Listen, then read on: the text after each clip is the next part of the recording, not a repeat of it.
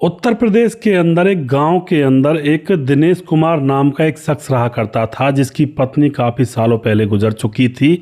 उसके पास काफ़ी प्रॉपर्टी थी, काफ़ी पैसा था। उसका इकलौता बेटा था जिसका नाम था अंकुर, और अंकुर की शादी आज से 8 साल पहले नीलम नाम की लड़की से हो चुकी थी। लेकिन एक समस्या थी इस परिवार के अंदर। वो समस्या क्या थी? वो समस्या ये थी कि जो अंकुर होता है इकलौता बेटा, उसको उसकी पत्नी पर 3 बेटियां पैदा हुई और तीनों बेटियां मरी हुई पैदा होती थी और बेटा पैदा ही नहीं होता था। अब आखिरी बार अभी भी एक बेटी पैदा हुई थी कुछ दिन पहले, और उसकी भी मृत्यु हो जाती है। अब तो यहाँ पर दोस्तों, जब बेटियां पैदा हो रही हैं, बेटा पैदा नहीं हो रहा और कोई भी बच्चा जीवित नहीं हो रहा है, तो अंकुर और नीलम दोनों सोचते हैं कि हर बार बच्चे मर जाते हैं, ऐसे कैसे होगा? क्या करें जो बच्चे पैदा हों, मरे ना, कम से कम जिंदे तो रहें। और जो इधर पिता दिनेश था, वह और ही ज़्यादा अलग सिस्टम उसका हिला हुआ था। वह अपने बेटे से कहता है कि देख अंकुर, अब की बार तुम्हें बेटा पैदा नहीं हुआ ना, तो तुम्हारी शादी में किसी दूसरी महिला से करवा दूंगा जिससे बच्चे पैदा हो सके, क्योंकि मेरे पास करोड़ों की प्रॉपर्टी है और इस प्रॉपर्टी का कोई वारिस ही नहीं होगा, तो तुम्हारी शादी का मुझे फ़ायदा क्या हुआ? मुझे अपने कुनबे का वारिस चाहिए, कुल का चिराग चाहिए। अब यह बात जैसे ही अपने बेटे अंकुर से कह रहा था वह पिता दिनेश, तभी वहाँ पर बहू, जिसका नाम नीलम है, खड़ी होकर किवाड़ के पीछे सुन रही थी। यह बात सुनने के बाद बहू को तो बस उसके शरीर में झुनझुनी सी छूट जाती हैं, यानी कि सुन्न हो जाता उसका शरीर कि अब क्या होगा? अगर मुझे बेटा पैदा नहीं हुआ तो मेरे पति की शादी मेरा ससुर किसी दूसरी लड़की से करवा देगा। इस बात की टेंशन उसके मन में भर जाती है और अब वह चिंता में रहने लगती है। एक दिन की बात होती है, जो बाप और बेटे हैं दोनों खेतों पर गए हुए थे, क्योंकि खेतों में काफ़ी फसल हुआ करती, काफ़ी इनकम आमदनी हो जाया करती थी। घर पर अकेली बहू थी नीलम, सोच विचार में पड़ी हुई थी कि बेटा तो पैदा होना चाहिए, वरना तो इस घर में पूरा माहौल ख़राब हो जाएगा। सौतन आएगी, सौतन के साथ में कैसे रह पाऊंगी? तभी एक पड़ोस की रहने वाली महिला, जिसका नाम था जानवी 3 महीने पहले ही इस गाँव में आई थी। पड़ोस में कमरा किराए पर लेकर रहा करती थी। उससे इस नीलम की अच्छी बोलचाल थी, तो दोपहरी के समय में जानवी इसके पास आ जाती है और इससे कहती है कि नीलम कैसे उदास बैठी है। अब नीलम अपनी सारी बात जानवी के सामने रो रो कर बताने लगती है कि मेरे ससुर अब मेरे पति की दूसरी शादी कर देंगे, क्योंकि मुझे बेटा पैदा नहीं हो रहा है, और यहाँ तक कि जो बेटियाँ पैदा हुई हैं वो भी जिंदा नहीं बची हैं।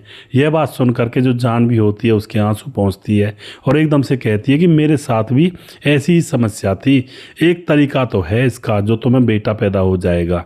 अब जो नीलम होती है वह कहती है कि जानवी, कौन सा तरीका है मुझे बता दो, चाहे कैसा भी तरीका हो, मैं उस तरीके को कर लूँगी। जानवी कहती है कि एक तांत्रिक है, गांव के बाहर खेतों में कुटिया बनाकर रहता है, बहुत सारे लोगों के दुख दर्द वह दूर करता है, और वह अगर हामी भर लेता है कि मैं इलाज कर दूंगा तो तुम्हारे पक्का बेटा हो जाएगा, इतनी गारंटी मैं लेती हूँ। अब तो जो नीलम होती है वह एकदम से उतावली हो जाती है और जानकी से कहती है कि जानकी, मेरी उससे मुलाकात करवा दो। अब तो दोस्तों जानकी कहती है ठीक है, हम चलते हैं, चलो तैयार हो जाओ। और गांव के बाहर उस नीलम को जानकी अपने साथ उस तांत्रिक की कुटिया में ले जाती है और वहां जाकर दोनों उस तांत्रिक के सामने बैठ जाते हैं। तांत्रिक, जो कि अकेला था, पूछता है क्या बात है बच्चा? अब जो नीलम होती है रो रो कर अपनी सारी बात बताती है कि मुझे अगर लड़का पैदा नहीं हुआ तो मेरा ससुर मेरे पति की शादी दूसरी लड़की से करवा देगा और फिर मेरा जीना समझो बेकार नरक के समान हो जाएगा। अब उसके बाद जो तांत्रिक होता है वह कहता है कि तुम्हें बेटा तो पैदा हो जाएगा, लेकिन उसके लिए तुम्हें काफ़ी दान दक्षिणा देनी पड़ेगी और तुम्हें मेरी एक बात माननी पड़ेगी, तुम्हें मेरी सेवा करनी पड़ेगी। अब जो लड़की होती है नीलम, वह हर तरीके से तैयार थी, बस कह रही थी कि बाबा बस मुझे बेटा पैदा हो जाए किसी भी तरह से, उसके लिए चाहे मुझे कुछ भी करना पड़े। तो अब यहाँ पर तांत्रिक खड़ा होता है और जो जानवी जो थी पड़ोसन जिसको लेकर गई थी, उसको कमरे में ले जाता है और उसके कान में कहता है कि देखो, जो दान दक्षिणा चढ़ेगी वो सब तेरी, लेकिन मेरा इस लड़की से टांका भिड़वा दो। दोस्तों तांत्रिक ये बात कह रहा था, और जो मैं करूं वो तुम चुपचाप करवा देना, इसमें सहयोग करना मेरा। तो उसके बाद तांत्रिक बाहर आता है और आकर के नीलम से कहता है कि नीलम, तुम्हें मेरे साथ संबंध बनाने होंगे और उसके बाद तुम्हें बेटा पैदा हो जाएगा। नीलम ने आव देखा ना ताव देखा, एकदम से हामी भर दी, कह दिया कि बाबा मैं तैयार हूँ इस काम के लिए भी। अब तो दोस्तों तांत्रिक को तो बस खुली हरी झंडी दिख गई थी कि भाई मामला एकदम से फिट है, कोई आनाकानी भी नहीं हो रही है। क्योंकि नीलम को लग रहा था कि उससे तो अच्छा है घर में सौतन आए कि मैं इस तांत्रिक के साथ संबंध बनाकर बच्चा पैदा कर लूँ। अब तो दोस्तों तांत्रिक कहता है कि चलो मेरे साथ कमरे में, उसको अंदर ले जाता है। झोंपड़ी के पीछे एक छोटी सी कुटिया अलग से बनी हुई थी, उसके अंदर ले जा करके उसको निर्वस्त्र करके उसके साथ वो सब कुछ करता है जो वह करना चाहता था। क्योंकि नीलम को देखते ही तांत्रिक का रोम रोम खड़ा हो गया था उसको देख करके कि ये कितनी खूबसूरत सुंदर महिला है। वो सब कुछ करने के बाद वह बाहर निकलता है। बाहर आने के बाद कुछ पिसी हुई जड़ी बूटियों की पुड़ियाँ बनाता है और उस नीलम को दे देता है कि देखो ये पुड़िया तुम्हें अपने पति को और अपने ससुर को दूध में घोल कर पिलानी है और अपने छाती का दूध भी 4-4 बूंद उसमें डालकर पिलाना है। क्योंकि जानवी को अभी अभी मरी बेटी पैदा हुई थी तो चेस्ट में दूध उतर रहा था। अब तो वह कह देती है ठीक है। घर जाती है, घर जा कर के वह गिलास में पहले तो उस जड़ी बूटी जो पिसी जड़ी बूटी होती हैं उनको दूध में मिलाती है। उसके बाद अपनी चेस्ट का 4-4 बूंद उन गिलासों में मिलाती है दूध का और फिर अपने पति और अपने ससुर को पीने के लिए दे देती है। उस दूध को पीते ही उसका पति और ससुर बिल्कुल गहरी नींद में सो जाते हैं, उनको कोई होश भी नहीं रहता है। तो दोस्तों अब 11, साढ़े 11, 12 बजे जो नीलम है उसके घर के दरवाजे पर खटखटाने की आवाज़ आती है। तो वह जाकर के दरवाज़ा खोलती है तो सामने पड़ोसन जानवी और उसके साथ वह तांत्रिक खड़ा हुआ था। अब उनको देख करके वह कहती तुम यहाँ पर क्या कर रहे हो रात में। तांत्रिक कहता है कि यहाँ पर हवन शुद्धि करनी है, तुम्हारे जो पति और तुम्हारा जो ससुर है वो अब नहीं जागेंगे सुबह तक, इतने में यहाँ पर शुद्धि करके चला जाऊंगा। घर के अंदर जाने के बाद पहले वह दोस्तों इधर उधर पूरे घर को गौर से देखता है। गौर से देखने के बाद अब कहता है नीलम से कि चलो कमरे में चलते हैं, और नीलम को कमरे में ले जाता है। और जानवी बाहर इधर उधर देख रही थी कोई मामला बिगड़ेगा तो नहीं। और फिर वही काम वहाँ पर होता है 1-2 घंटे तक।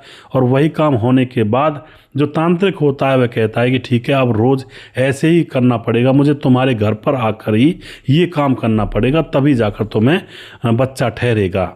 अब तो दोस्तों जानकी और वह तांत्रिक वहाँ से चले जाते हैं। और जो नीलम थी उसका महीना बस आने ही वाला था, यानी कि ये प्लानिंग थी कि अगर ऐसे लगातार संबंध बनते रहे तो 5-6 दिन के बाद बच्चा ठहर जाना चाहिए और फर्क दिख जाना चाहिए।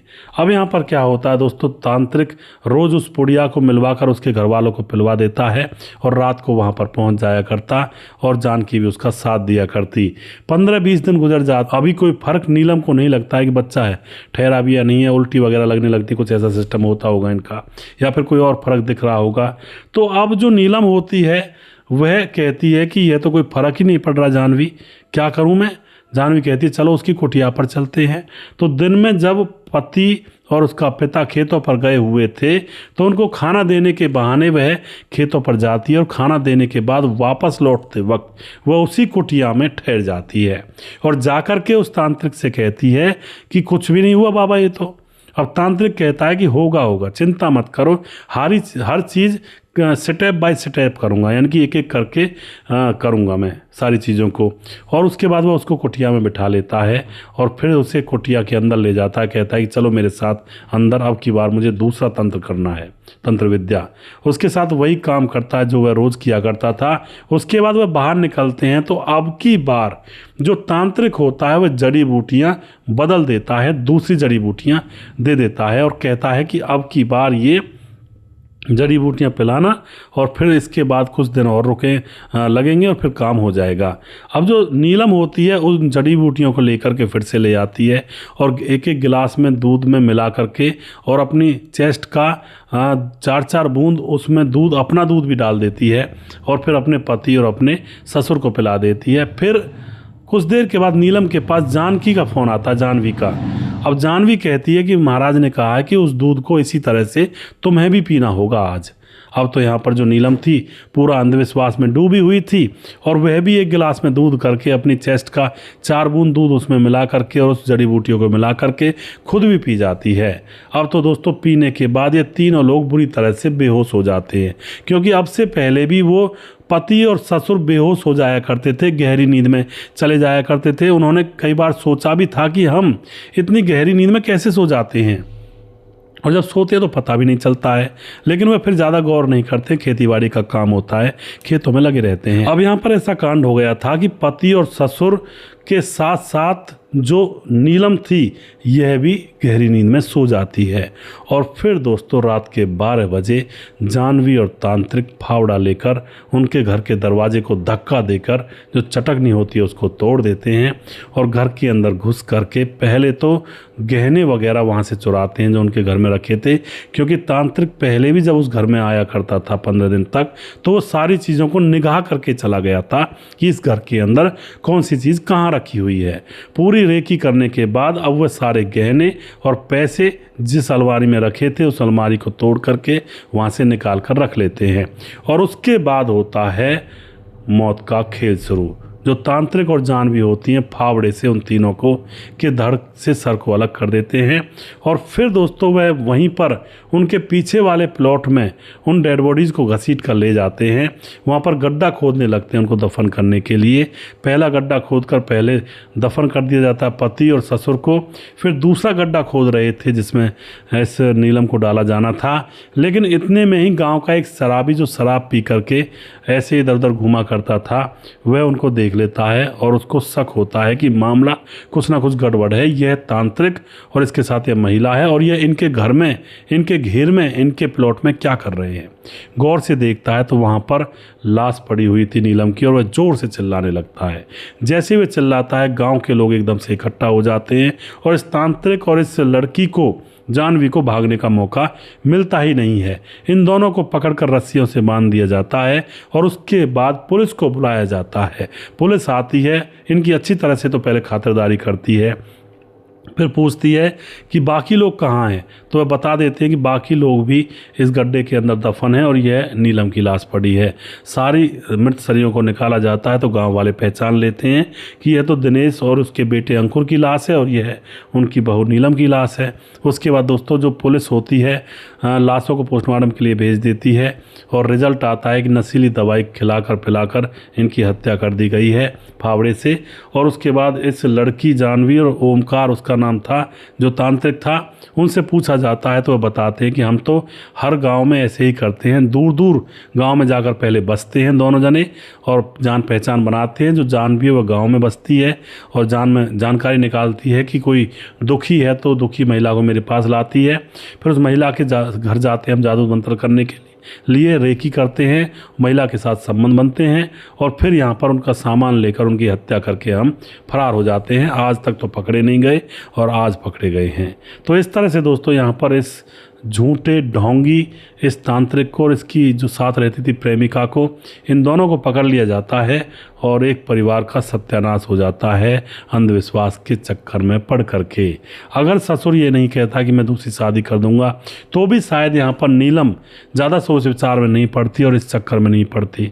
लेकिन दोस्तों एक पिता भी तो यही चाहता है कि उसका कोई वारिस हो। जब एक पत्नी पर यानी कि बेटे की पत्नी पर, बहू पर बच्चे होते हैं मर जाते हैं तो ये तो जाहिर सी बात है।